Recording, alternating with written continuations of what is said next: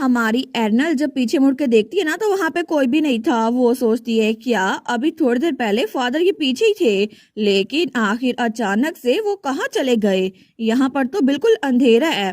तो तभी उसके हाथ में जो कंपास था वो जगमगा रहा था। वो सोचती है आखिर मैं अकेले कहाँ जाऊं।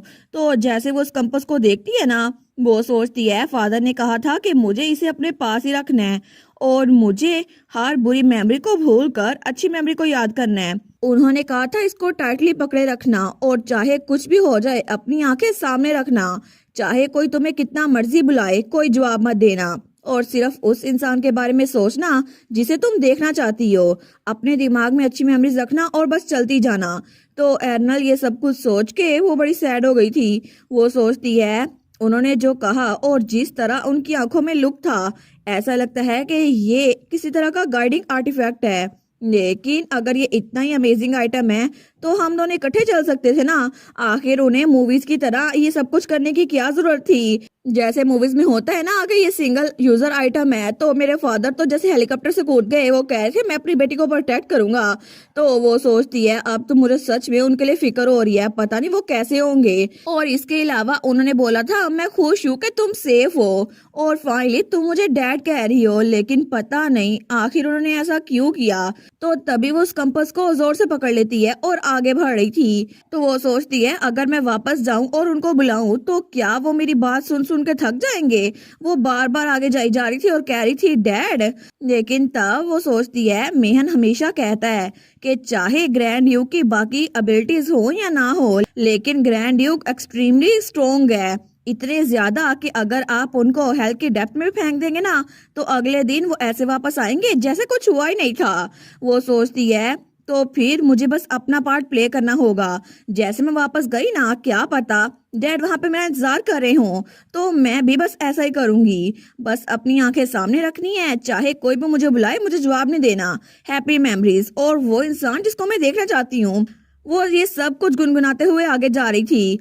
तो वो सोचती है आखिर वो चीज थी क्या जो वहां उस दरवाजे के पार थी। मैं तो डैड की बात का जवाब दे रही थी, इसी वजह से मैं उसको देख नहीं पाई। लेकिन वो जो कुछ भी था बहुत जरा अनसेटलिंग था। और तभी वहां पर उसकी मेमोरीज में उसके सामने कोई हंस रहा था, उसका मजाक उड़ा रहा था। और जैसे वहां पे बहुत सारे लोग थे जो उस पे हंस रहे थे। तो एर्नल सोचती है हैप्पी मेमोरीज, लेकिन तभी वो सोचती है ओ नो, मुझे लगता है मैंने गड़बड़ कर दी है। और वहां पर तो उसे सबके उस पे मजाक उड़ाने की आवाजें आ रही थी और उसके हाथ में वो कंपास वो भी थोड़ा सा टूट गया था। तो तभी दूसरी तरफ हमें बाहर महल का सीन दिखा जाता है जहाँ पे हमारा हीरो पैसन वो भाग रहा था। वो कहता है एरिनल तुम कहाँ पर हो, लेकिन वो बेचारा तो भाग ही जा रहा था। वो सोचता है जब मैं उससे अलग हुआ ना तो अचानक से पूरी जगह वो डार्क हो गई। मुझे बहुत अजीब लगा इसलिए मैं वापस आया, लेकिन वहां पे सिर्फ मेड थी। तो मेड कह रही थी लाइट फ्लिकर कर रही थी और सराउंडिंग वो शेक कर रही थी। लेकिन बाद में अचानक से रोशनी वापस आ गई, लेकिन यंग लेडी उनके साथ साथ मिस लेस्ली वो दोनों बिना किसी ट्रेस के गायब हो गई। तो हमारा पैसन सोचता है उस वक्त तक ये सब कुछ पहले ही हो चुका था। तो तब वो वहां पूरे महल में एर्नल को ढूंढ रहा था। वो सोचता है मुझे एर्नल की साइड पे रहना चाहिए था, चाहे कुछ भी हो जाता, चाहे गेहम जितना मर्जी मुझे जल्दी करने को बोलता। तो गेहम बेचारा पीछे से सोचता है ये मेरी गलती कैसी हुई, वो बेचारा तो फिर से पीछे रह गया था। तो तब हमारा पैसियन वो तो बार बार भागी जा रहा था, उसको तो पसीने भी आ रहे थे। वो सोचता है क्या एर्नल ठीक होगी, लेकिन जैसे ही लेस्ली उसके पास आई वो दोनों गायब हो गई। इसका मतलब है कि जरूर इसके पीछे लेस्ली होगी। लेकिन आखिर अब मैं एर्नल को कहाँ ढूंढूं, मैं क्या करूं। तभी वो एक जगह पर आकर रुकता है। तो जैसे ही वो सामने देखता है वो सोचता है मे भी ये जगह मेरी हेल्प कर सकती है। और वहां पे चर्च बना हुआ था। वो सोचता है सेंचुरी, बिल्कुल मुझे लगता है मुझे यहाँ जाना चाहिए। और तब वो दरवाजा खोलते हुए सोचता है एक वक्त था जब मैं फादर के पीछे चुपके से इस जगह पर आ गया था और ये इकलौती सेंचुरी है पूरे एम्पीरियल पैलेस में जहाँ पर सिर्फ डायरेक्ट एम्पीरियल फैमिली के लोग आ सकते हैं। इसी वजह से मैं यहाँ पर आ सकता हूँ। लेकिन तब फादर ने कहा था इस सेंचुरी में एक ऐसी चीज एग्जिस्ट करती है जिसका एम्पीरियल फैमिली के साथ बहुत ज्यादा अच्छा रिलेशनशिप है, एक ऐसी एंटिटी जिसके पास बहुत ज्यादा पावर्स है। और तब वो चैपल के पास आकर खड़ा हो गया था। वो कहता है तुम यहीं पर हो है ना, मुझे तुमसे कुछ चाहिए।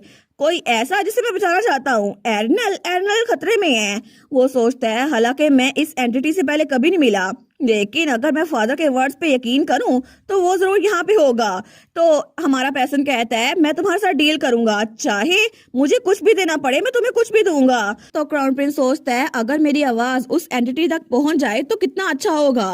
वो कहता है प्लीज प्लीज मुझे एर्नल को ढूंढना होगा, मेरी हेल्प करो। लेकिन वहां पर किसी की आवाज नहीं आती। तो हमारा पैसन बहुत ज्यादा उदास हो गया था, लेकिन तभी वहां पर थोड़ी सी रोशनी आती है और उसे आवाज आती है सच में तुम मुझे बुला रहे हो, एम्पीरियल फैमिली के डिसेंडेंट। तो हमारा पैसन सोचता है क्या, तो वो आवाज आई थी, लेकिन फिर भी मुझे नहीं लगता कि तुम्हारे पास कोई रीजन होगी कि तुम मेरे साथ डील करना चाहते हो। पैसन सोचता है सच में, ये सच में सामने आ गया, लेकिन पता नहीं ये कौन है, मुझे सिर्फ इसकी आवाज सुनाई दे रही है, इससे तो ये लड़की लग रही है। लेकिन तब वो आवाज फिर से कहती है उस बच्ची का फादर उसको बचाने के लिए पहले ही जा चुका है। तो ये सुनकर हमारा पैसन बिल्कुल फ्रीज हो गया था। वो कहता है ग्रैंड ड्यूक हेल्बन। तो आवाज आई थी बिल्कुल।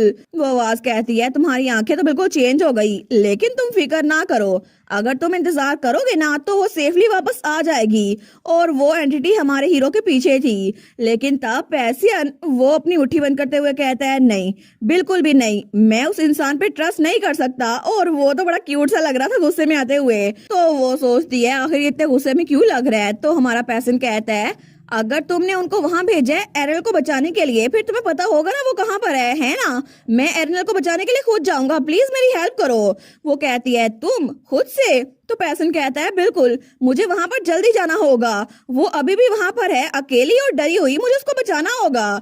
तो वो एंटिटी कहती है अच्छा अगर मैं तुम्हारी हेल्प करूं तो मैं कर सकती हूँ, लेकिन बदले में मुझे क्या मिलेगा, आखिर तुम मुझे क्या दे सकते हो। और तब वो उसके बिल्कुल पास होते हुए कहती है अपना आधा लाइफ स्पैन, अपना एक बाजू या फिर अपनी एक आंख, मुझे ये बताओ कि तुम इसके बदले में मुझे क्या दोगे। तो तब वो पैसन के बिल्कुल पास थी, उसने अपनी उंगली पैसन की चिन पे रखी हुई थी।